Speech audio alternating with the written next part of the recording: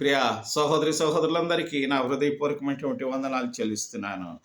అదే యోబు గ్రంథము 5వ అధ్యాయము 24వ వచనం.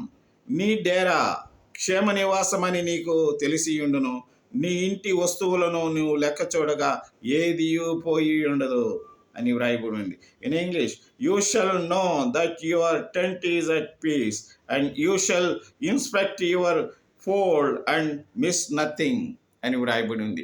నా ప్రియమైనటువంటి సహోదరులారా, దేవుని యందు విశ్వాసం ఇచ్చినటువంటి బిడ్డలు, దేవుని నమ్ముకున్నటువంటి బిడ్డలకు దేవుడి ఆధారంగా మన కుటుంబానికి, మన డేరాకు, మన టెంట్కు ఆయనే మనకు తోడుగా ఉండి మన బిడ్డలకు, మనకు ఏదియూ నష్టం కలగకుండా, ఏదియూ తక్కువ కాకుండా ఆయన కాపాడును గాక.